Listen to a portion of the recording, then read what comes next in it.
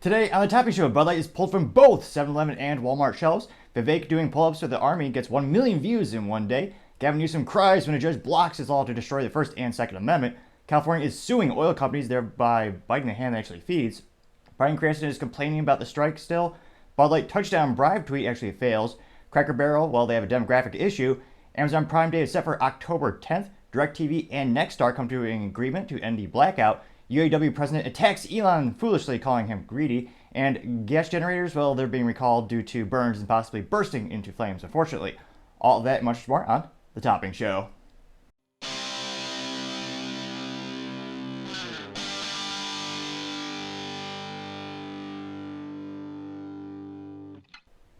Thank you for taking the time to tune in today. Today's episode of Topping Show is sponsored by Topping Technologies. Topping Technologies is an IT value-added reseller and services company with a special proficiency in IT security. Heck, I see their founder at least twice a day. Guys say he's quite handsome and brilliant. He's me, that's a joke. If you're an IT leader or a business owner, you can reach the team at sales@toppingtechnologies.com. Also, we're giving away a free flamethrower with every September purchase. Yes, it can be mounted to an AR-15, as all things should be able to. Click the website, toppingtechnologies.com, to learn a little bit more. Lastly, we're trying to get to 4,000 subscribers by the end of September, so if you can click that button, we greatly appreciate it. Now, going over to the business part of the podcast, you have Cracker Barrel. Well, they have a little bit of a demographic issue. The customers, well, they're kind of dying. Kind of a big deal. Well, unless you're, starting political parties. If you die, you can still vote for them, apparently. But in the private sector, the real world, yes, once your customers unfortunately deceased, they can no longer purchase your product. Now, the good news is Cracker Barrel has a new CEO coming on board. It looks like Julie Fellas Mazzino. She's going to be coming on track to CEO about November, so mere weeks away, so it seems. And she's coming from Taco Bell, which, if you can actually convince customers to buy Taco Bell, that is an accomplishment in and of itself. I believe I know 3 people who have purchased Taco Bell while not being copiously inebriated. There are apparently some people who still purchase the product, although I might have to do a fact check on that. I might have to look him in the eye and be like, be honest with me. Were you really sober when you went to Taco Bell? Really? But nevertheless, that is the rumor that people still go there while they're not inebriated. So if that person can accomplish that at Taco Bell, I assume they could turn this restaurant around as well. Now, it looks like the issue is about 43% of Cracker Barrel's guests are 55 and older. So, kind of like Cadillac back in the 90s, they had a pretty big issue in terms of their demographics as well.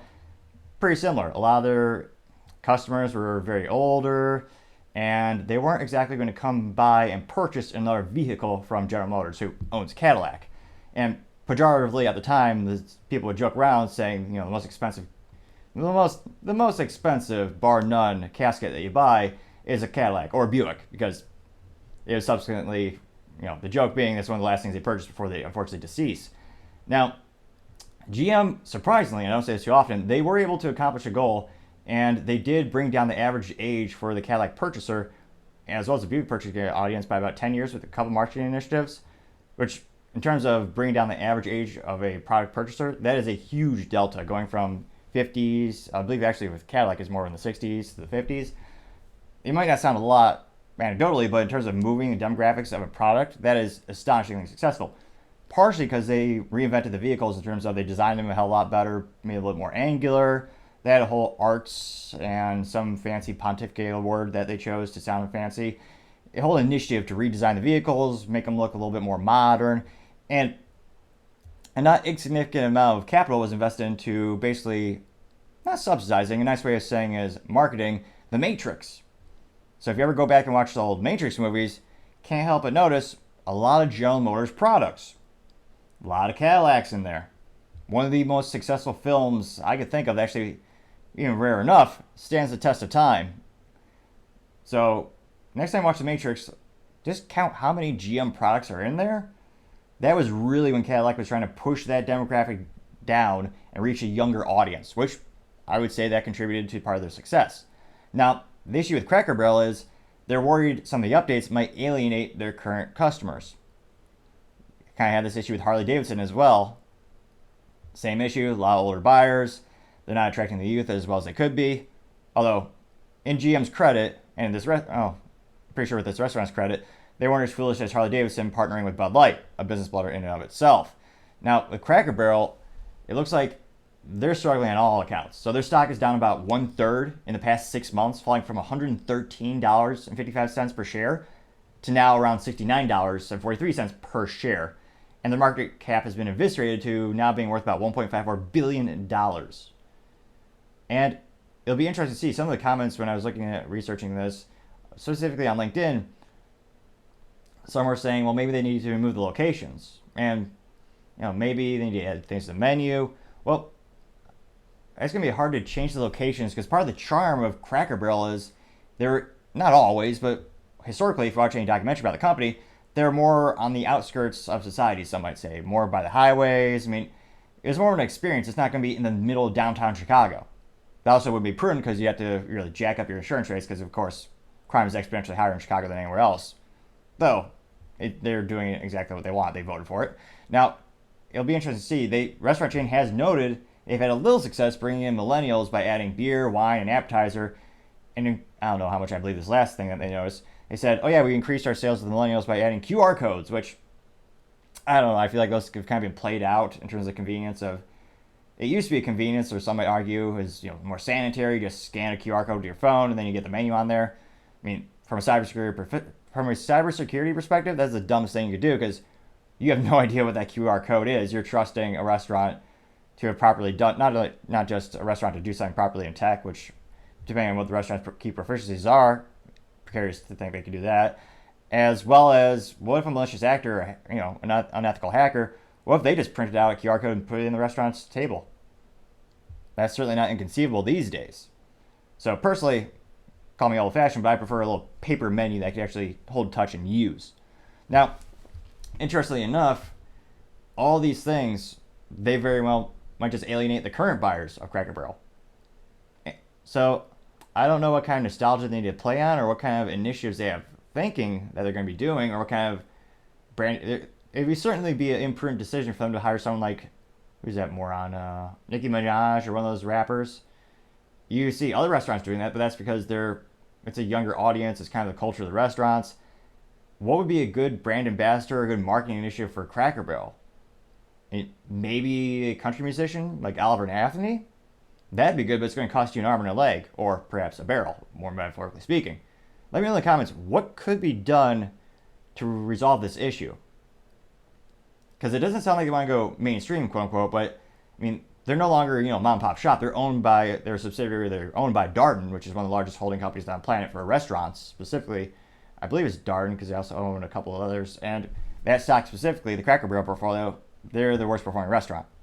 So, needless to say, they need to make some changes. Will they make them in time or how they will? It'll be interesting to see. Time shall tell.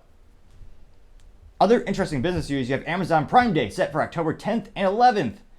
And interestingly enough, no one remembers Optimus Prime.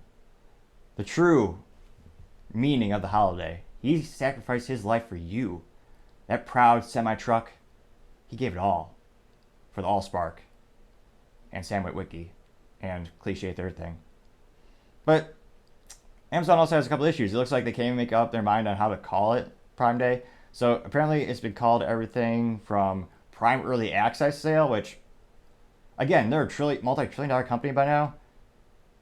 That is perhaps, I can't think of a worse name in terms of just zero creativity. It's hard to comprehend they actually paid an employee to come up with that title. They've also had, Prime Big Deal Days, which does get the point across, I suppose, but also, of course, just seems cumbersome and, not attractive in any way. So why don't they just specifically just call all these special days Amazon Prime Days? I don't know. They probably should. And it'll be interesting to see what the discounts are really like. Now, Amazon is claiming they're going to have big discounts on everything from brands like Sony, iRobot, Dyson, Jabra, and quote, unquote, and much, much more. Which I always debate how much of the savings are really there these days. One of the fun things you can do is actually just add crap to your Amazon wish list and be prudent to use it on a separate program, just Word document, Excel sheet, or even piece of paper. Just keep track of the price that your product is throughout the year. I can't help but notice personally, the price seems to precipitously increase the weeks before Amazon Prime weeks. So then you think you're getting a deal, but really are you? In all cases, I would say not so much. It's one of those age things I think I used to do back in college when I had Prime, because they used to be free or heavily discounted for college students. I actually had books on there. Well, they still do, but I would utilize it for books back in the day and specifically for college. But it's one of those things where, are the deals really that good? Maybe it's nostalgia, but there used to be a lot more hype in my mind when I talk to friends and anecdotally, talk to other folks. Now, I feel like the deals aren't so good. And also, they've been jacking up the price of Prime. Now it's $14.99 per month or $139, which, again, sales tax is going to be about $150 a year.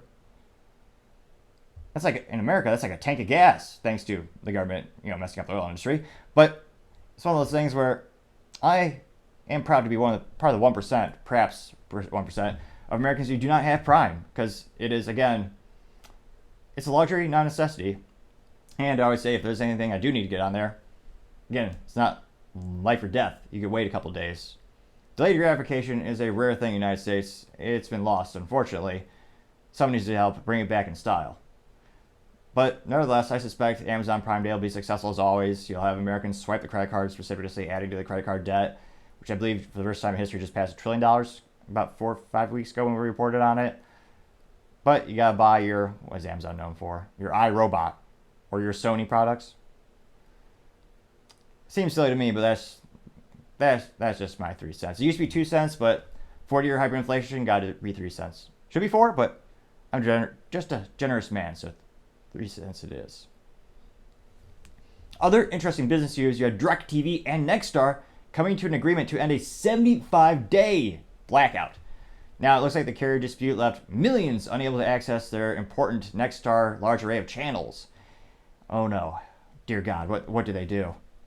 They might have to read a book, or, heaven forbid, go outside and do something with their lives. But I digress. I know Americans love the cable box and the whatever you like to call the news these days. Although, I would say it's not as invaluable as this awesome show, of course. But it's one of those interesting things where the deal would restore literally 170 Nexstar-owned stations across the country, as well as the cable news network News Nation, which that's a big logo, big name. A lot of people tune into it. And it looks like coming after only days, the owners agreed to temporarily restore the signals to DirecTV subscriptions, and the second week of the NFL sports ball is kicking it off. So it looks like when it comes to a lot of these carrier disputes, which is unfortunate, it's usually the customer who always suffers, because inevitably they come close to the contract, they try to negotiate, what rates they want to do for which different programs they want to sell, what have you. And I don't know if they're just not the best negotiators or if they think it's a good, prudent business decision, but I'm reading more and more about these blackouts where the customers, they literally just black out the channel. So the customer's paying for DirecTV, but they're not getting the actual channel of Nexstar. So I don't see how it's attractive in terms of customer relations. Now, granted, cable companies historically, there's been a little bit of monopolistic opportunities where you just can only get one cable provider where you live, coincidentally. They just don't compete, oddly enough. Now, it looks like they continue to say, while most of Nexstar stations will be covered under the new multi-year agreement, DirecTV said 27 stations controlled by Nexstar but owned by another company will not fall under the umbrella. So it'll be interesting to see how long is this really relevant as more and more people start to move away from the traditional cable box, which, again, depending on where you live, your geographic location, your internet, may or may not be the best. So I understand there's certainly a use case for it, but throughout the years, as the number of use cases where it makes sense just decreases less and less. I wonder how these companies are going to pivot. And of course, I know DirecTV is also one of the largest satellite providers ever. So I guess they're a little bit better perhaps in rural countries, or rather rural areas of the country more accurately. But it'll be interesting to see. Let me know in the comments. Do you think these types of contractual agreements or these disputes will ever decrease? Maybe it's anecdotal evidence. I just noticed the past couple episodes, it seems like we're talking about more and more, where the agreement will come to an end and the customers just kind of out, their channels are gone. And interestingly enough, I doubt their cable bill went down by even a penny. But it'll be interesting to see where they go from here. Other interesting business news, you have the UAW boss saying that workers shouldn't accept lower wages, so quote unquote greedy people like Elon Musk can build more rocket ships. Comparing apples to oranges, perhaps the core competency of the president of the UAW, Sean Fain. I can't think of a more. Well, we'll dive into this fortunate article, but perhaps it just highlights his utter ignorance of how business really works. And actually, just conceptually, if you think about it, he's critiquing, well, hilariously enough, when he talks about profits, the cost of labor for the UAW is more expensive for the big three, so GM, Ford, and Chrysler, than Tesla. Partially because Tesla workers are incentivized to work hard because they're given stock in many cases. So they actually have an incentive to work like hell, as opposed to the traditional model with the union where you are rewarded based on tenure. And in some cases, depending on the contract that you have, there are sometimes bonuses for number of units produced or what have you. Interestingly enough, I haven't noticed any bonuses for liability for the big three. But right now, and again, there's a big strike going on, so the cost for labor is going to go up. It's just a question of how much they're going to go up, unless the big three can somehow figure out a way to eliminate the UAW. I don't know how they would do that, but if they want to be globally competitive, I don't know how they're going to do it. Because right now, again, they're on strike for about a couple days now. The cost is already, I believe, like $20 more per hour. And the UAW wants more. So I can't fathom making a company more uncompetitive. So Tesla, they have a lower cost, but they incentivize their employees. But he's talking about building rockets and Elon being greedy. Well, unlike Sean Fain, who gets a salary, I believe, of $185,000 per year, well, Elon traditionally takes like a dollar salary or like $35,000 per year, depending on the year. He's the antithesis of the unions. Elon will take no salary, basically, and risk it all for stock, which is a big gamble because the company can go to zero. Especially with SpaceX. No one thought that was going to work. Because traditionally, you look at the most successful American company to attempt it last, that's Beale Aerospace, headquartered out of Dallas, Texas, or actually no, Plano, Texas. Well, Beale Bank, but same founder. But it's one of those instances where that could have gone to zero. All odds were against that company. And unlike some people, he actually made the sacrifice and worked and grinded, did whatever it took, built the team, and they achieved success in aerospace. The first profitable aerospace venture. That's incredibly rare. Now, I know Sean Fain, perhaps in terms of research, he might not realize this. SpaceX is a different company than Tesla. Tesla is a different company, you see. Tesla's publicly traded. Now, is he insinuating that he's improperly using Tesla's funds for SpaceX or something around that? But it's also one of the things where logic and some people just kind of like oil and water. And again, apples to oranges. If he wanted to make an appropriate comparison, he would maybe perhaps compare Tesla to the UAW, not SpaceX, which again is an entirely separate company. But unlike the big three, they're infinitely successful, like Tesla. But I partially digress. Now, going on to the culture part of the podcast, you have Bud Light pulled from both Walmart and 7-Eleven in lieu of new products. Wow. Who would have thought the Bud Light business blunder of the century would go so far? Well, a couple of us, actually, and I applaud those who believe in the strike, or rather, in this case, the boycott, to continue their efforts. Interestingly enough, I think there's going to be even more pushback when Bill Gates came in and purchased about $95 million of Bud Light shares, or Anheuser-Busch InBev shares. So if you're not a fan of Bill Gates, you have an extra incentive to boycott the business. Now, it looks like historically, just go to any Walmart, Bud Light seemingly had not half the shelf space, but a lot of the shelf space, including the refrigerated section. And same with 7-Eleven. They always had a massive presence there. And you look at Shark Tank, a lot of these entrepreneurial shows, it's a long-standing, not joke, basically just a fact, the most valuable real estate on the planet is inside a Walmart. Putting a product there sometimes takes years. There are entrepreneurs who spend their whole life fighting to get on a Walmart shelf. It's so difficult. But it's worth the effort of sweating it out and grinding it out to get on that shelf because you have guaranteed some of the highest foot traffic in the grocery industry. Some of the highest spend in the grocery industry. They're going to push massive volumes for your business you can't fathom.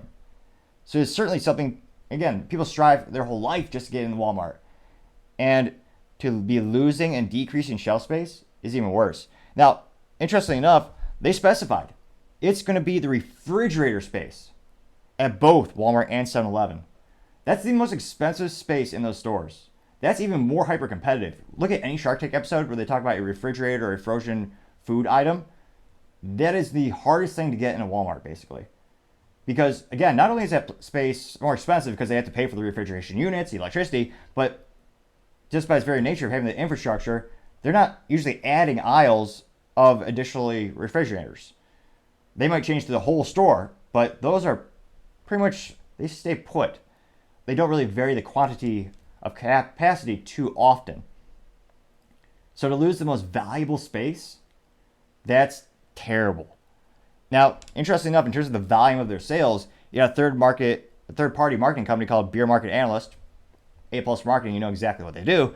They know that 80% of beer sales occur at places like retailers and gas stations, whereas where the consumers take the product home, about 20% of their sales will come from, think of bars, restaurants, ballparks, places where you go and actually consume the product on-prem or on-premise. And it looks like another former Anheuser-Busch InBev executive, Anthony Frederickson, said, quote, "During a busy shopping period on a Friday or Saturday night, if you don't have the beer cold on the shelf, customers pick up something else," unquote. So there's going to be less and less Bud Light that's actually cold and ready to go. Well, some might debate it's never ready to go since it's going to taste pretty piss poor no matter how it's prepared. But nevertheless, those who enjoy, more accurately, those who tolerate the taste of Bud Light, if they want to drink it quick and cold, they're going to look for where it's refrigerated. And again, we've seen this with, again, the sales decrease is about 26 to 30% week over week compared to the same fiscal period weeks last year. So it's very easy to substitute it for another brand, especially because in this beer instance, the competition is right next to the cases. They're all right there. You don't have to make a separate trip to a different store. It is so convenient, which is another reason the business should have never done anything controversial in the first place. They should have been much more conservative, well, in many of their regards, additionally in their marketing as well. Don't do anything too risky. Be conservative in terms of just stick to what they used to be known for. Sponsor concerts, sports balls games. What else do they? It's kind of cliche things they do. Rodeos, maybe. But no, they decided to change everything because of the brainchild of Alyssa Heiderchild, who will never be forgotten. She is very proud of the fact, I think she took down her LinkedIn, but she is the first woman in InBev marketing, something like that. VP of marketing. Yeah. She is the first, and we will never forget her. I will give her that. That is a fact. Now, interestingly enough, you have the competition. You have Constellation Brands. The CEO, Bill Newlands, telling investors on an earnings call that the retail displays were changing in ways that, quote, work to our advantage, unquote. So a little hint that it sounds like they're going to be gaining some of those display units, as well as some of those, I was going to say frozen. That would be, they don't have beer slurries yet, or popsicles. That might be another business idea. But in the refrigerated section, it sounds like they're going to be increasing their footprint or their square footage in there as well. I can't help but think this business blunder is only getting started. It's sports ball season. They're supposed to be exponentially increasing their sales. I can't help but think, I mean, it's about 30% decrease on average. Will it hit 35%? 40%? How bad is it going to get throughout the sports ball season, as traditionally, when people buy the product, now they're choosing the competition more and more. I can't help but think that trends are going to increase rather than decrease. Other interesting business news, you have a gentleman by the name of Bryan Cranston. He's sad because I didn't know if you knew this, because I certainly barely knew, but you actually have the Hollywood actors, the actresses, and the writers all on strike. And it's kind of hilarious. It's kind of like a federal government shutdown. Kind of shows you how little you need them in your life, because I can't help but think, I have not noticed a single difference in my life since Hollywood's gone on strike. Partially because I really don't consume any of the garbage that they produce. I think they might make one good movie a year, perhaps. That might be generous in that assessment, but I'm feeling a little positive today. But have you noticed the strike going on? I certainly haven't. But it looks like the actors, they're sad because they're not making enough money. And to see more hilarious, Bryan Cranston, he's the guy he's from Malcolm in the Middle, and the show that actually, the premise of the show almost seemed to be glorifying the manufacture of illicit substances, Breaking Bad. An interesting concept that turned out to be viral. Everyone turned into that show. Subsequently, I think I've seen one or two highlights on the YouTube. But nevertheless, this is Bryan Cranston on the demands of the striking actors, actresses, and the writers. And writresses, perhaps. That might be a new word, doing a little Shakespeare up in here, making new words up. To pony up. It might be tough for people to understand. Breaking Bad is airing on Netflix, and actors aren't getting paid for it? Literally, figuratively, you are getting paid, but the scale is so far below what we're used to. There used to be several different revenue streams for a working actor to coddle together to actually make a living, and you needed all of them to be able to do that. Well, those have been whisked away. Now, the streaming market, we know what it is, and we know that all the legacy studios have switched their entire business model to be a leader in the streaming wars. Damn it. I forgot the world's smallest violin. I meant to buy one on the eBay or somewhere, but I forgot to pick up the world's smallest violin. I apologize. I'm trying to increase the production value of this show. Ooh, dang it. Now, this also shows the ignorance, and I'm only halfway through this clip. I know he's insufferable to say the least, but this also shows the ignorance of not just, I'm seeing more and more ignorance, not just from the UAW perspective in terms of people who are supporting United Auto Workers with the strike. In this same instance, they're not taking into account the whole picture, or the big picture, some might say.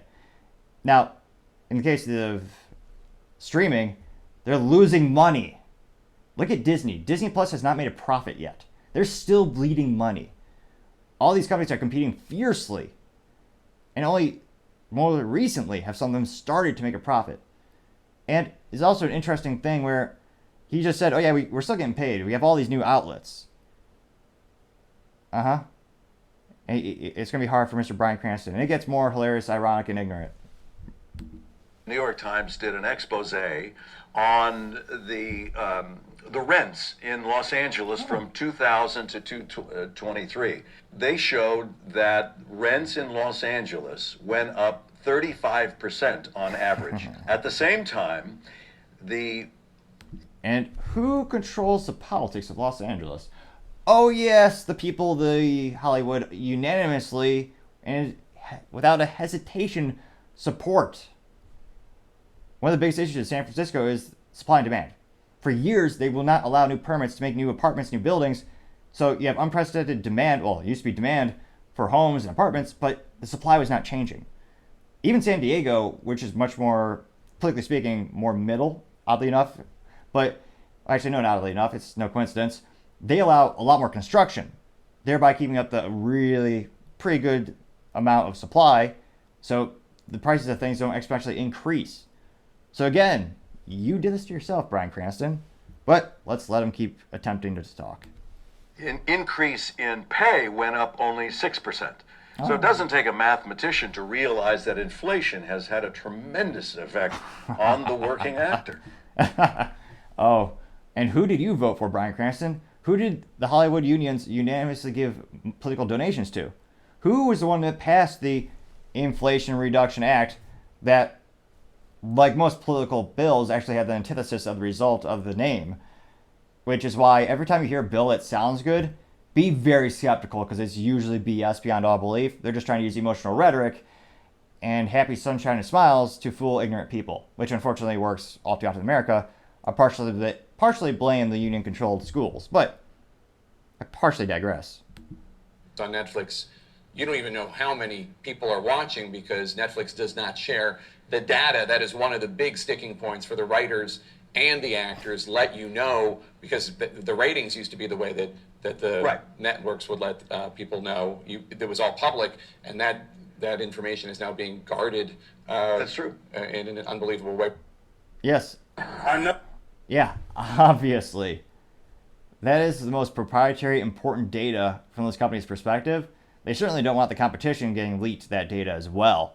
Now, Interestingly enough, I was not alone in my assessment of this particular instance, with many in the comments roasting him, eviscerating him, or as the youth might say, ratioing him immediately. Now, one of the best comments is from Steven Zoltan saying, quote, "If a client pays me to build a house and 3 years later they sell that house, I'm not in line for payment again. I was paid for my skills. After that, it's out of my control." Seems like a pretty good comparison. Now, that person got 215 likes. You also have somebody named Rodney Hickman saying, quote, "Welcome to being a working person," unquote. That person got 27 likes and 2 laughs. So quite a few people found it quite entertaining. And it also just shows you the hilarious disconnect between Hollywood and the rest of America, where, again, they have all... Bryan Cranston is rich beyond anyone's fathoms, and he's still complaining it's not enough, which is a theme you usually see with unions, I would say. But Hollywood, they're going to use AI. I can't help but think they're not going to acquiesce to that demand. That's one of the biggest sticking points for this whole strike, which, again, 18 people have noticed. Well, I guess we're talking about 19 people, maybe. I forgot, they have, some of them have relatives that work in Hollywood, so they probably tell each other's relatives. But it's just one of those instances where AI is perfect for Hollywood. Most of the crap they push out is nothing more than a copy-paste of the previous work. Look at the Fast and Furious films. Universal Studios could save a lot of money, fire those actors and actresses and writers right now, have the computer do it. A Fast and Furious movie, at this point, is nothing more than fast cars, rudimentary plot about there's a cliche bad guy who's just bad because he's bad. You have some bad gadgets now, a preposterous plot like going to space. Then you have to pay Vin Diesel to say, family. Which I know probably sounds the same as Sylvester Stallone, but the attempt was made by me nevertheless. Take those 5 things, I just wrote the next 3 Fast and Furious films. Not to say I'm talentless, but that act right there didn't involve much skill. A lot of these films in Hollywood are just a copy-paste, which is why they're scared to death that AI will appropriately, most likely, take over a lot of the traditional roles in Hollywood. Let me know, how many real, original, great ideas come from Hollywood? Another great example is Disney, which, again, Disney's losing money on streaming. They've been pretty transparent. They've let us know they're still not breaking even. Their goal is to maybe break even by 2024. It's not going to happen. They're even advertising it for $1.99. And half the comments when you do read it, anecdotally speaking, on Facebook, they're all roasting the company, saying they don't want it, usually due to politics. Now, with Disney, they're the prime example of a company that will benefit from AI and just automation in general as well. Most of the stuff they're doing right now is just a remake. Same with Marvel, which they own. Marvel, you have a hero, a cliche bad guy, big explosions, no one really dies. Repeat. So, I don't know the actual figures that they are making right now or percentages, but I would venture to say they should be perhaps pretty grateful for what they have now, because the justification for their existence tomorrow, I don't know how much it's really there. Let me know in the comments, of all the industries we talk about on the show, automotive, aerospace, restaurants, retail, it seems like Hollywood is one of the prime examples where they will benefit from AI. The only interesting question will be, how much will they have to give up to embrace it? Because right now the union's saying, or the actors, actresses, and writers, they're saying that's a contingent. This is a non-negotiable. You cannot use AI for the scripts or for us. That's a big sticking point. Let me know. Do you think they'll acquiesce? Will the studios say, "Oh yeah, we'd much rather pay Vin Diesel millions of dollars to say 2 lines"? Really? So I would say, in terms of the outlook of who's going to win, if you want to look at it as a win scenario, it seems like Hollywood has a lot of leverage. These legacy actors and actresses and writers, again, there are some creative writers. There are some really great pieces of work, and some would say pieces of art. But a lot of this stuff, it's gotten to the point where I think AI is primed to take over. But let me know in the comments. I'd be interested to see what you have to say. Other interesting cultural news, you have Bud Light touchdown bribe tweet on Sunday. It fails again, for the most part. Now, it looks like Bud Light, as they continue to attempt to dig that hole. A good metaphor is they're trying to get out of a hole that they dug. But their idea is to keep digging deeper, which technically could work, but you have to go all the way down in the earth, and you have to go around the core, and you keep going.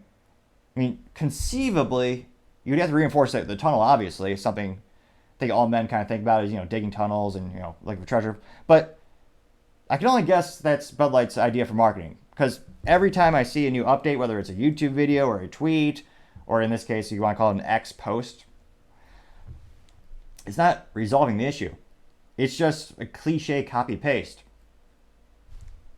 Another great job to be replaced by AI, because if a person is doing this at Bud Light, maybe they have the personality of a computer, but it seems to be the last couple of posts are just copy-paste, copy-paste, copy-paste.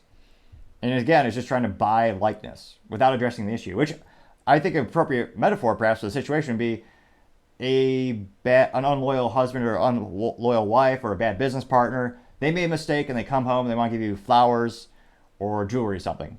They're not apologizing. They're not acknowledging anything happened.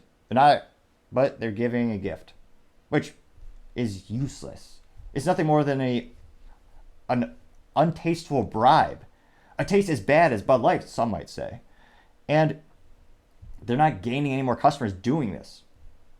They're just gaining people who want free crap, which there's no limit to the number of Americans who like free stuff. Don't get me wrong. If a free promo can be effective, I've seen it before. One of the best examples in history being AOL. Their company was built on I forget her name, but she's a marketing genius. They had that free AOL subscription on the floppy disk. Her shoestring budget and that idea changed the world. It got millions of people to sign up for AOL and revolutionized the whole industry. It can be done. And that was a good example of a freebie or a promo. That built customer loyalty, got people hooked on the subscription service. That was a great, brilliant idea. Kind of like the Topping Technologies flamethrower, which you can mount to an AR-15 and comes free with every September purchase. ToppingTechnologies.com for additional details. But in terms of this promo, they're just saying, oh yeah, free beer. So it's a picture of a sports ball with the Bud Light, oh no, thankfully the Bud Light logo is not bastardizing that. It's the NFL logo on the sports ball, which makes sense. And then you have the Bud Light can with the NFL logo burned into the top of the can. And it says, on the can it says, the official beer sponsor of the National Football League. Which again, it means nothing because it just means they have money. It blows my mind in America. I know a lot of people worship sports balls, teams, and celebrities. I would love to know the statistical percentage of how many people change their decisions in life based on a brand endorsement or a company endorsement. It's one of those things where more often than not, and not every time, but it seems a lot of the time it's just who has the most money. Which is why I'm always skeptical when I hear of this technology company won the contract for a stadium. If you see the logo on the stadium, that usually means they paid for it. But going back to the specific advertisement from Bud Light, they have some text before this rudimentary flyer. Now, they say, quote, the touchdowns are flowing and so is the beer money. Reply hashtag easy to celebrate and hashtag sweepstakes to turn every TD into a chance to win. Now, interestingly enough, they don't even use periods. They can't even get grammar right. How pathetic is that? Now, in terms of the advertisement itself, it just repeats that. And they tweeted this. In terms of statistics, within 2 days, you got 92,000 views, which is pretty good. But I can't help but notice pretty much all of it is nothing more than a copy-paste. And they actually, in terms of censorship, they're burying these things. So an overwhelming majority of the comments are the hashtag replies, which have to be automated. If you look at these people's profiles, or maybe bots, all of these people who are responding to the sweepstakes, while a majority of them do have the Twitter Blue, which means they can afford $8 a month. Not to brag, but I also have Twitter Blue. It is the @ NICTOPPING. Or the Topping Show if you want to see more of the show specifically. Now, most of them do have the little Twitter Blue logo, so they can, like me, have the luxury of affording $8 a month. But if you click on their logos, or rather you click on their profile, you go to their profile, it's just overwhelming retweets. And even more, it's just overwhelming retweets of sweepstakes. There has to be a third-party automation tool, unless these people are unemployed and have nothing better to do than just reply to every single sweepstakes. Which again, if you're an investor in Bud Light, you should be pissed because this is costing the company real money. They're giving away this beer. And yet, it's not, I would argue it's not building brand loyalty. Look at the people who are responding, and overwhelmingly, they just respond to every freebie, which in that case really doesn't build loyalty to the brand. They just want free stuff. And there's no contingency, like if you win, take a pic, like a more effective approach, just self-serving from a Bud Light perspective. If they win, have it so they should have like a picture contest. Granted, it'd be embarrassing because I don't know who the hell would want to actually have a picture of themselves with a Bud Light these days, but have a contest where take a picture with you enjoying a Bud Light. Whoever has the most creative picture wins a case of this crap. That would show alleged real people drinking Bud Light. I was about to say enjoying, but I don't want to lie. They'd probably be tolerating Bud Light or the taste. And that would be a more creative and more effective marketing campaign. They're getting people who like the product. They're rewarding what would be considered a fan. And they're getting some grassroots advertising, which is a very effective way to increase business sales. In this case, they're just giving away free beer to whoever. And more often than not, they're just people who want free stuff. Now, of the very few, and unfortunately, I couldn't see. I'd use my alternative Twitter handle because, and when I say alternative, I actually use the show at the Topping Show because they blocked me on Twitter. They blocked the at NICTOPPIG because I had the audacity to respond to one of their tweets saying, "Thanks for the reminder, I just bought some Yingling." I had pictures of the Yingling in my podcast interview studio. So they're censoring everyone. And again, that what I said wasn't malicious. I wasn't saying Bud Light sucks. It does. But I wasn't saying anything pejorative in that tweet. All I said was, thanks for the reminder, here's what I got. And again, the picture was just literally a case of Yingling and Yingling Light by my boom arm and a carbon fiber American flag. Now, granted, that flag probably offends the marketing people at Bud Light these days, because they certainly aren't American, many would argue.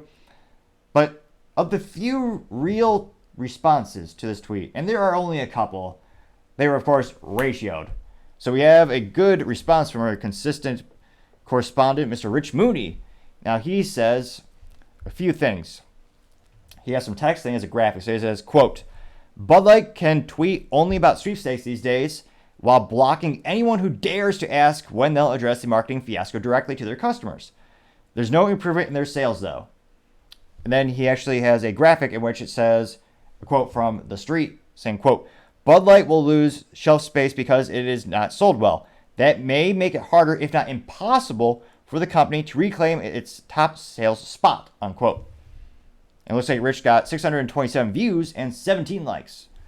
And he's very, very right in that assessment. It's one of those issues where not only are they losing shelf space, but how are they going to reclaim that sales volume and the sales figures in terms of dollar amounts as well? They just made that goal is so much more hard to achieve because, again, when it comes to these types of products, shelf space is key, rather. It's not like an iPhone or a Samsung Galaxy where you're researching the newest smartphone and you might buy one every 3 to 4 years like I do. I know some people buy them like they're disposable and they buy them every year, but that's a luxury I'm not. It doesn't appeal to me. But it's one of those instances where people go about researching it, they take time, they might shop around. Depending on the manufacturer of the smartphone, there may or may not be price limits in terms of how much they're allowed to advertise for discounts. When it comes to beer, it's much more of a highly frequency bought item, and it's one of those instances where, kind of like a candy bar, some Americans, if they see it, they'll buy it, which is why they have those products at the checkout at every grocery store. The impulse purchase is key. And with beer, it's the same thing. If you don't see it, you're not going to buy it. In this case, we're still waiting for the specific figures. I would love to know the actual percentage of shelf space that they're losing. Because, again, it's going to be pretty significant. And anecdotally speaking, every time I go to the big box mart, there's only a couple areas of the refrigerated beer section where there's products that are consistently moving. Yingling, always. I I've not been able to find a single pack of Yingling Light in the bottles for like 3-4 weeks now. The only thing I've seen recently, there's one case of Yingling in the regular Yingling in the can. So there's a canned case of Yingling. Everything else was sold out when I went to the grocery store. Interestingly enough, you also have Coors Light, Miller Lite. They had pretty good sales in terms of, if you look at the shelf, those products about 30-40%, they don't have it. And when you think of, well, what if they get stocked at different times? Interestingly enough, a lot of these distributors, they represent multiple brands too. So you have the same distributor stocking both of the products. So it's not as if product A is being stocked on a Wednesday and this product B on a Thursday. So this is a much more appropriate comparison as well in terms of the timing and the frequency. You're seeing both these products being serviced at the same time. And Bud Light consistently, there might be 1 or 2 cases that are gone, but more often than not, their stuff is not moving. Which again, that's the most expensive part of the grocery store, is the refrigerated and frozen food section. And it takes some people years to get in there. Then they're losing the shelf space. I can't imagine how long it's going to take to actually get it back, if ever. Now, there was one person who did respond to Rich's tweet saying, quote, "There's no improvements to your tweets, Rich. Go back to your mom's basement and drink your hillbilly beer. Laughy face, clown face." Now, interestingly enough, this person had a pride flag with a light logo on it. And in terms of the ratio, this person was, of course, ratioed. This person got 1 like. So Rich got 17 likes, and this person got 1 like. Now, it looks like this person also only got 25 views. Rich also responded saying, quote, "You sound butthurt that people don't support your desire for biological men in women's sports and locker rooms or schools pushing age-inappropriate messages on gender and sexuality. That's too bad, but we will continue standing up to woke corporations that push woke agenda," unquote. And the rest of the responses, and I'm scrolling far, there's advertisements, of course, but there's no actual original thoughts. Perhaps a good metaphor for the people working at Bud Light. All 18 people left. I'm kidding. I know they have a couple more than that, but yeah, times are not good at Bud Light. I can't suspect it's probably not going to get better anytime soon. But as I always say, we shall see. Now, going on to the political part of the podcast, you have Gavin Newsom crying after a judge protects the Second Amendment and the First Amendment from Gavin's unconstitutional, morally vacuous law. And I can't imagine, it's also hilariously ironic, the AR-15, the most popular rifle in the United States by number of units sold, but the AR-15, which for the record stands for Armor Light Rifle, or America's Rifle, if you're feeling a little bit more patriotic, it's all but banned in California, where they actually have to bastardize the product. You only have 10 rounds. Granted, the government can have unlimited because, governments never do bad things, so yeah. But it's one of those instances where it was invented by Armor Light Corporation in California. I'll never get over the hilarious irony that the AR-15 was invented in California and is all but banned in that state. Hilarious and ironic, of course. Now, specifically, a California ban on marketing to kids blocked by an appeals court. Now, this is coming from an article by Reuters, and it is hilarious how Gavin, again, these courts are in California, one of the bluest states in the union, or one of the most democratic or left states in the union, whatever vernacular you prefer. Now, I'll actually start with Gavin's tweet when he responded to this ruling. Now, for the record, of course, he, like most hypocritical politicians, they can have a whole army protecting them, but they want to disarm you and I, which I find morally vacuous and disgusting, to say the least. Now, Gavin said, quote, "A panel of right-wing judges just blocked out a bill that stopped gun manufacturers from marketing weapons of war to kids. This is pure insanity. Guns are now the leading cause of death for kids, and what are we doing? Allowing folks to promote junior AR-15 with sick cartoons like the one below," unquote. Another morally disgusting thing and lie from Gavin Newsom, which you see with many politicians, it's not the leading cause of death for kids. Well, I should clarify. By their manipulated statistics, it is. Gavin Newsom, and again, when Democrats are using the statistic where they talk about, oh yes, it's a biggest threat, it's a leading cause of death for kids. They define a kid as up to 19 years old. No one conceivably believes that person to be a kid. But unless you ask them for the data and say, where do you get that statistic from, they will not actually, they would lie to you if they were face to face. You have to go and actually look at the data yourself. And again, no one's going to want to say this out loud. An overwhelming majority of those fatalities by firearms are the older, so 16 through 19, and they're gang related. And they're in cities controlled by these people. The best example in history being Chicago. Chicago has some of the most restrictive gun laws, bar none. They have for decades. Has the crime rates changed one iota? No, because they have a culture problem and a political problem, but unfortunately, they're getting what they vote for. Now, specifically going back to the California issue, he also said, weapons of war. There's no one taking a semi-auto AR-15 to war. And the term assault rifle, another thing that was used, is actually now, to the anti-gunners and the people who don't like the Bill of Rights, it was, in their minds, a brilliant move. And politically speaking, on the moves on the political chessboard, it was prudent because Americans they don't tend to look into things enough. They get scared by words. So they chose a bunch of words. They thought, what's the scariest word? They did polls for years to try to find what word is the scariest that we can use to manipulate the American public. They thought, well, what about a Remington bolt action? We'll call it your grandpa's hunting rifle with bolt action. What if we called it a sniper rifle? They did polls, time again. No one's really scared of that term. However, the term assault rifle, ignorant Americans are very scared by that term. In reality, it's just a black rifle, which is mechanically speaking the same that we've had for over 100 years, semi-automatic. But again, manipulation, it's kind of what you expect. Now, again, he's saying far right. Isn't San Francisco the leftist city in the United States?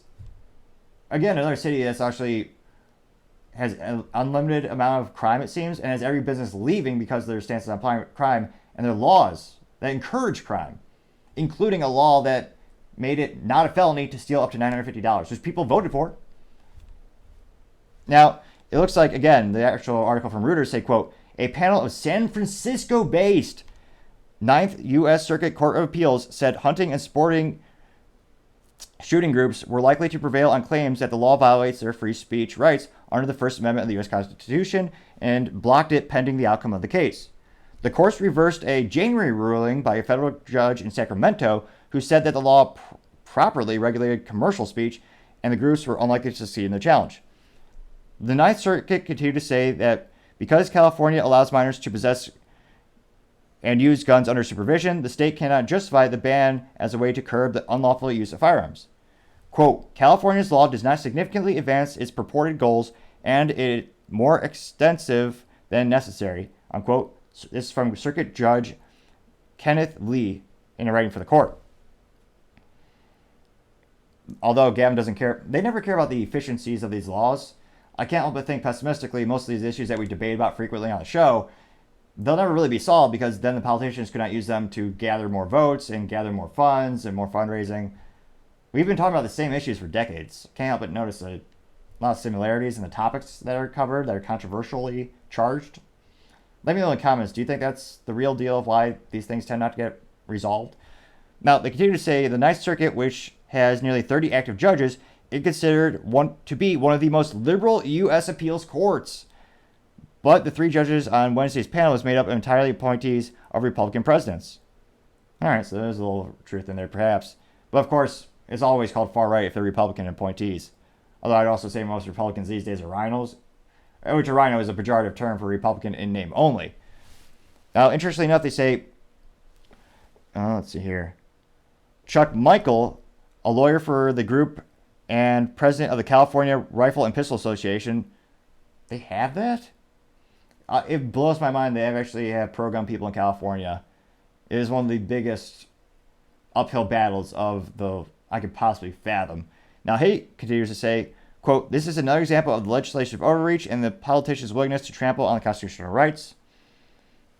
And you also have they continue to say in the article, California Governor Gavin Newsom, a Democrat, signed the measure into law last year, citing the need for new legislation as, quote, as the Supreme Court rolls back important gun safety protections. Ridiculous. Then Newsom office cited a gun manufacturer of We One Tactical Advertising, meant to be advertising why they need to have the laws banned. Which again, if you're a responsible parent, I don't see anything wrong about introducing your children firearms at an appropriate age, especially teaching them the 4 rules of gun safety. You would think Republicans and Democrats would agree that education would be a key to decreasing accidental discharges and accidental deaths by firearms, but even that they don't want taught in the schools. They want the most morally disgusting things to be taught in schools, but not proper safety of how to handle a firearm, which they used to teach. Yet another reason not to send your kid to public school, but I moderately digress. It'll be interesting to see the ruling. They go on to say the ruling, which said any restrictions on gun ownership must fall within the nation's, quote, historic tradition of firearm regulation, has led the courts to strike down another gun control law. And again, it'll be interesting to see what kind of tricks California pulls out of the bag of tricks. Because it seems like they're always trying to push some law, whether it's micro-stamping, which, again, is ineffective, uncost-effective, and just a burden on manufacturers.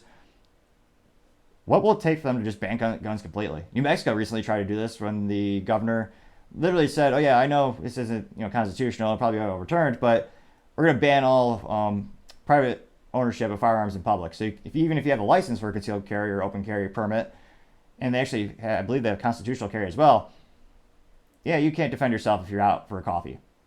And the person even said, oh yeah, we know the bad guys won't follow this law. So what's the point? Literally just to disarm law-abiding American citizens. So it'll be interesting to see what will Newsom do next in his crusade to trample on the Bill of Rights. Can't help but think he's not stopping anytime soon. Other interesting political news, you have Vivek doing chin-ups with an Army recruiter and getting 1 million views in one day. Now it looks like he actually starts above with the video text saying, quote, missed my workout today, but the U.S. Army recruiter at Clay County, Iowa Fair is keeping me honest now, unquote. It looks like he's doing some chin-ups for about 30 seconds. Let's see what he can do. 3.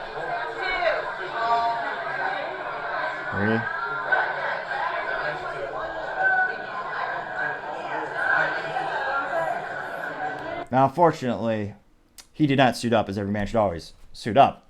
But he does have a collar. Albeit his pillow is untucked. But I'll allow it.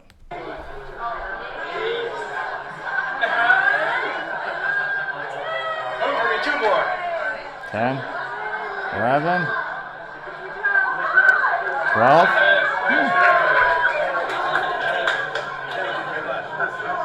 Keep training.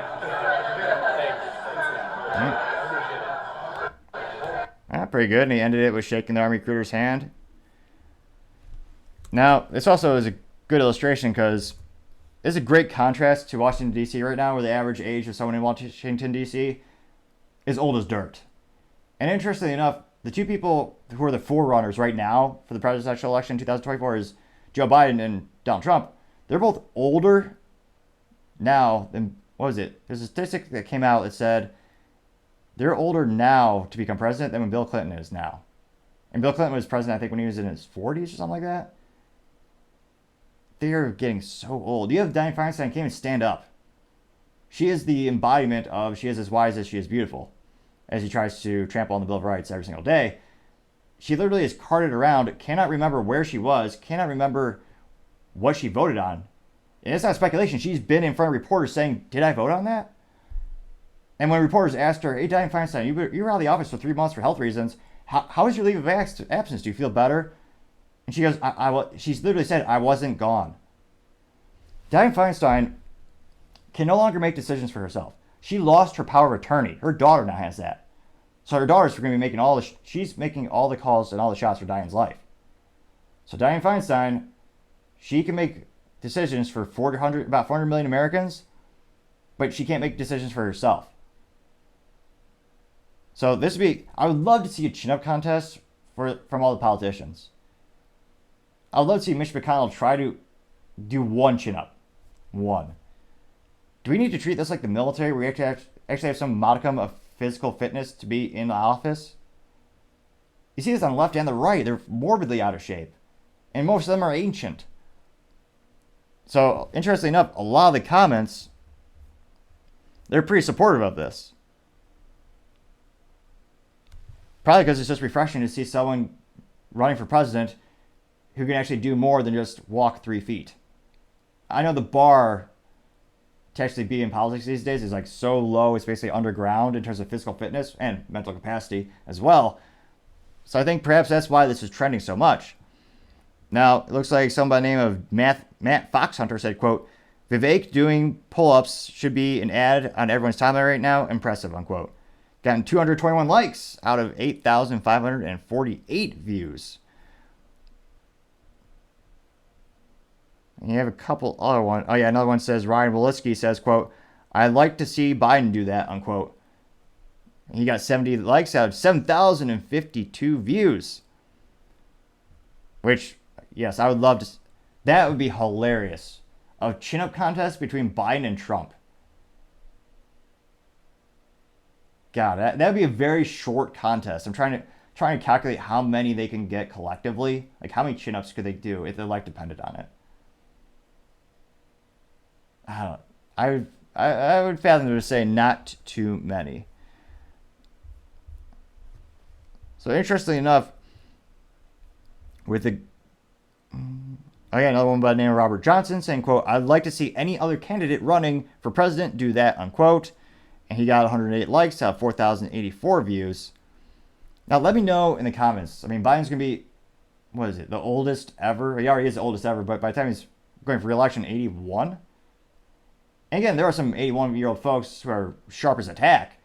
I think perhaps the most mentally articulate person I don't know personally, in terms of who I follow on social media and I listen to, Warren Buffett. He's, I believe, in his 90s, very sharp as a tack, articulate, still a brilliant investor, and I believe he's in his 90s. So it's not like everyone of a certain age mentally deteriorates at the same rate, but it's one of those issues where I can't help but notice that people in government, they're getting older and older, and they're certainly not getting any wiser.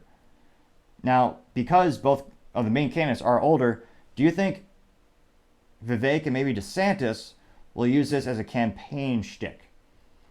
Would this be something good to highlight since I don't know how many chin-ups DeSantis could do? I venture to say, he's former military. 9? But he is certainly younger. I mean, compared to the competition, DeSantis is a young sprung, ready to go. Do you think those two gentlemen will highlight that in their campaigns? Because more and more Americans are concerned about the age of all the candidates. Specifically Biden, and more people are starting to be concerned about Trump. While Trump is still articulate, it's one of those issues where he's also getting up there in age. So it's a competitive advantage, and it'll be interesting to see if someone called out as being pejorative or being low class, pointing out that some people can't even form sentences. But it is a valid concern I think a lot of people have, and by polling, more and more people are concerned about it. So I think it would be, depending on how they frame it, it might be a good move on the political chessboard because it does highlight something that is of their advantage, as long as it's done tastefully. Although, unfortunately, kind of pessimistic, negative advertising does work in politics. I'm not a fan of it, but statistically, we look at the studies, people are influenced more by those ads and happy ads. Kind of like the news, if you turn on CNN or Fox, they usually talk about, terrible things because people will click it more, it's a little bit more viral. But it'll be interesting to see. Let me know, do you think it may be a good idea for Vivek as well as DeSantis to highlight that in their campaigns going forth? It'll be interesting to see, but as I would say, time shall tell. Other interesting political news, you have California suing the largest oil companies, biting the hand that feeds. Granted, it's feeding them soy because it's California, so who would really want to eat it? But nevertheless, some of the biggest companies that contribute to their economy and their energy grid, they're going to sue them. Yet, reason number 1,998,875,424 reason that it's difficult to do business in California, the lawsuits and the state itself, as well as the rules, taxes, regulation. that are probably thicker than most U.S. dictionaries. Now, it looks like the specific lawsuit is for, quote, allegedly deceiving the public for decades about the dangers posed by fossil fuels and for billions in damages resulting in climate catastrophes, unquote. How are they going to prove that? That's going to be a tough one. Granted, they're controlling the courts, and not all the courts in California, but many of them are left. Most of them are left leaning. But again, I don't know. I'd love to see the actual case studies or the actual statistics on how they're going to prove that. And also, it looks like they're deceiving them for decades. The suit specifically accuses Shell, Exxon, and BP, as well as a few others, of misleading the public about the efforts to reduce emissions, even as they earned record-breaking profits. The complaint also seeks the creation of a fund to pay for the climate-related mitigation and damages, as the state claims it spent billions of dollars paying for climate disasters. What? I forgot it's California, one of the most hypocritical places on the planet. Can't help but notice they certainly profited a lot from these oil companies throughout the years. Many of them have offices there. Also, Gavin Newsom specifically, one of the biggest hypocrites of all time, he actually gave out record number of fracking permits. Specifically, looks like he gave out 12 permits to a company by the name of Era Energy, AERA, which is a joint venture owned by both ExxonMobil as well as Shell. But you also have Era also receiving 24 permits from the California Geological Energy Management Division. So, if they're so evil and bad, why are you profiting off of them? Why are you allowing them to operate in your state? Because they're desperate for capital. California has been bankrupt for years. Now, thanks to other states bailing them out, it looks like during COVID they actually had a surplus because of all the money that we printed. But I can't think of a better reason to move your headquarters out there if you're an oil company right now. It's going to get to the point where they can't exist. And a lot of people are pointing to the correlations or a little bit of the similarities between this as well as the tobacco companies where they were sued into oblivion. And they had to diversify, they actually had some of them diversifying into a myriad of other products, including, oddly enough, an oil shipping company and beer. There's a lot of unusual years in the tobacco industry when they have to pivot from their core competencies. Now, interestingly enough, I don't know if they're just going to settle and try to pay this to go away from the oil company perspective, but again, California also needs this. They need fossil fuels. California consistently has rolling blackouts because they don't produce enough energy. They're so utterly inept. They have all these time brownouts where they want everyone to have an EV car. By law, they banned gas lawnmowers, leaf blowers, snow plows. Pretty much they want to ban all gas products. And by 2030, and by 2035, I believe, California actually wants to ban the sale of new cars that are gas powered. They can't support their current infrastructure, but perhaps they just want a virtue signal. They want to ban it tomorrow, or seemingly tomorrow, as with automotive companies, fiscal quarters seem to go like that, and they need a lot. The amount of logistics they're going to have to go into actually pivoting to meet that demand is going to be huge. It's going to take years. Now, it'll be interesting to see if that law stands, as the federal government the House of Representatives, more accurately, they recently passed legislation to make that illegal, to try to protect customers' choice and consumers' choice. But, right now, California is begging you, don't charge your electric car tonight because we can't support the power. And they're not going to embrace nuclear anytime soon because they're not prudent enough to do that, which is the cleanest form of energy that we currently have today. But they want to get rid of all these oil companies. So let me know, how is California going to solve their energy issue? I just thought of it. This is perhaps why they're taxing the citizens to death and the businesses to death, as well as allowing crime to run rampant. So many people are leaving the state of California, going to great places like Florida and Texas, that there will eventually be so few people, their energy grid can meet the demand. That perhaps is their plan all along. Then you don't have to worry about the solar panels not supplying enough energy, the windmills not being efficient enough. There's just only going to be 12 people left. In which case, the energy demands are much, much smaller. And I'm only 18.5% kidding. Let me know in the comments, do you think these companies will further remove themselves from the state? It is one of the largest, most populous states, so I don't know what the ROI is going to look like in terms of this fine. Is this fine going to be greater than their profit from that state? It'll be interesting to see, but as I always say, time shall tell. Now, going on to the business blunder of the day, you have a gas generator recall because it turns out it can burn and start fires. Not ideal. Now, it looks like the specific company is by the name of Generac Power Systems, and it announced a recall of 64,000 portable generators because of the malfunction that could result in injuries. Now, thankfully, it looks like this is not lethal yet. No one has met their demise because of this particular product recall. So that's the good news. Unfortunately, it looks like 3 specific individuals have received severe burns thus far in terms of reports. Now, in terms of why this is happening, they go on to say, quote, the recall generator's fuel tank can fail to vent adequately from the full rollover valve, causing the gas tank to build up excess pressure and expel fuel when opened, posing fire and burn hazards, unquote. Now, they continue to say that the recall includes portable generator types. And geez Louise, these are uninspiring. Their marketing department is lacking to say the least. I mean, if I want to buy a generator, I'm not inspired by this name. But nevertheless, the names of the recalled units are the GP15000, so maybe the GP15000E as an elephant, and the GP17500E, with various model numbers that can be found on Generic's website. And it looks like the products are sold from April 2022 all the way to June 2023. And they cost between $3,300 and $3,650. So that might be a good way to rack your memory. If you spent a pretty good amount on a generator, you might need to take a look at the serial number or the model number more accurately and see if it was actually affected by this. Now, it looks like Generac has continued to say, quote, that they've gotten reports of at least 27 incidents of the recalled generators overheating and pressurizing or expelling fuel when opened. So it looks like it is a voluntary recall in the fact that they're not being forced to by a government entity at this time.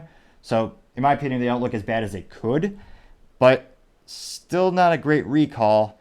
And especially because it's a very life-saving product in terms of you're using a generator when there's usually a natural disaster in your state, or in California, the government tells you you're not allowed to charge your smart car at your home because they have rolling brownouts, so you have a gas generator, which subsequently they're banning in California by, I believe, by 2030. Best of luck. But these things are supposed to be life-dependent items, so to have a recall, that's really not a good thing for your brand.